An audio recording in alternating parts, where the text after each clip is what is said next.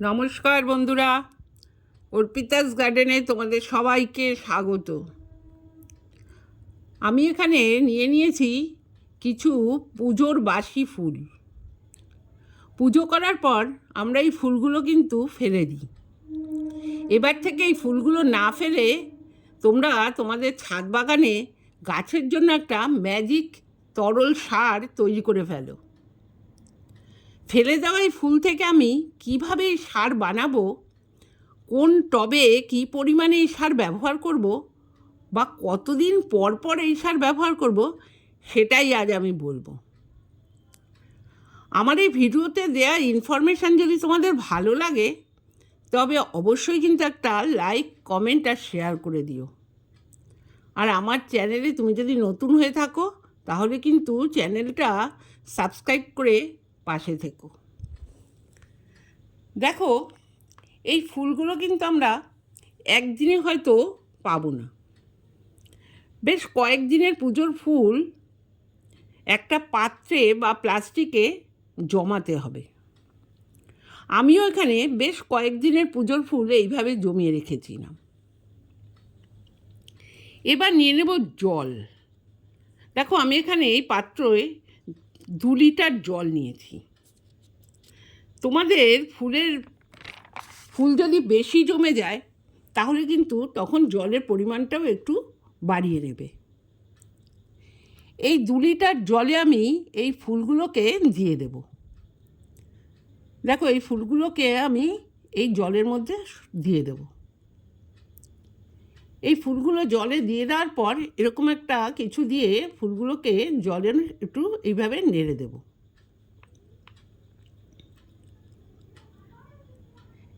এইভাবে নেড়ে দেওয়ার পর আমি এই জলে দেব অ্যালোভেরা।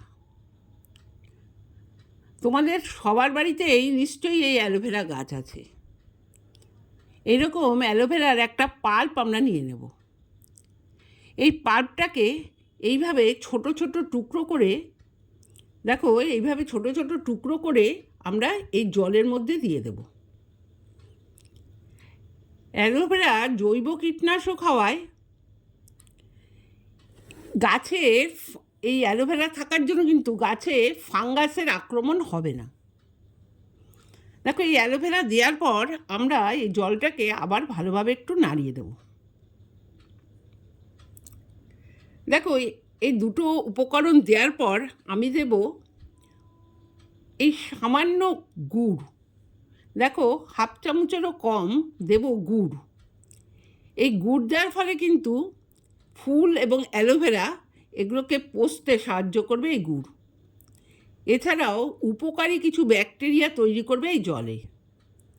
কিন্তু এই গুড় এসেনশিয়াল নয়। তোমাদের কাছে যদি গুড় না থাকে তাহলে কিন্তু গুড় না দিলেও হবে।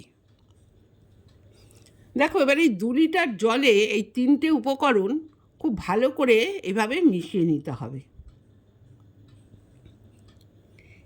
এইভাবে কিছুক্ষণ নেড়ে পাত্রটার মুখে একটা ঢাকনা দিয়ে দিতে হবে।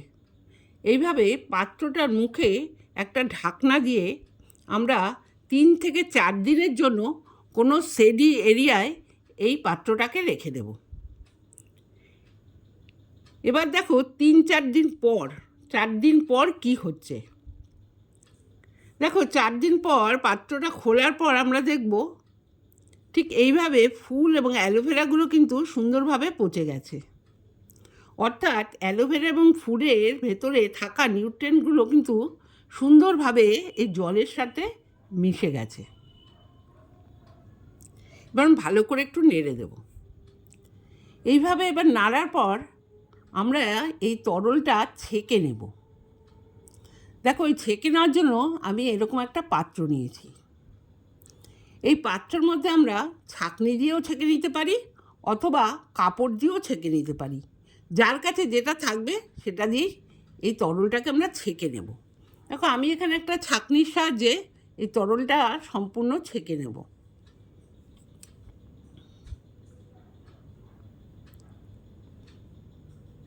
দেখো, এইভাবে আমি ছেঁকে নেব। এই ফুলের ফুল আর অ্যালোভেরার যে পাল্পগুলো এখনও রয়েছে সেই জন্য ছাঁকনিতে কিন্তু একটু পড়তে অসুবিধা হবে। সেটা আমাদের আস্তে আস্তে করে সম্পূর্ণ তরলটাকে এইভাবে ছেঁকে নিতে হবে। দেখো এইভাবে আমাদের ছেঁকে নিতে হবে।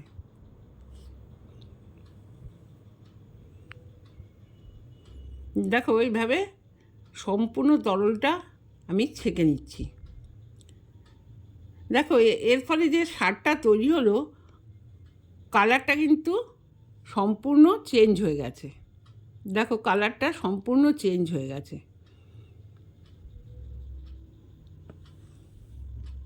এখন আমরা যেটা ছাকার পর যে অবশিষ্টটা পড়ে রইল, সেই অবশিষ্টটা কিন্তু আমরা ফেলে দেব না। এই অবশিষ্টটা আমরা শুকিয়ে নিয়ে পরবর্তী সময় কিন্তু আমাদের গাছের গোড়ায় ব্যবহার করতে পারবো। অথবা আমরা যে কম্পোস্ট তৈরি করি সেই কম্পোস্টেও কিন্তু আমরা এই নির্যাসটা ব্যবহার করতে পারবো।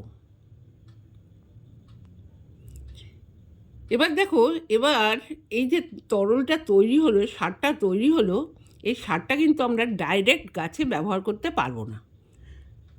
আমি এখানে 2 লিটার জলের সাথে ফুলগুলো ভিজিয়েছিলাম, সেই জন্য আরও 2 লিটার জল দেব। দেখো এখানে আমি 2 লিটার জল দিয়ে দিচ্ছি।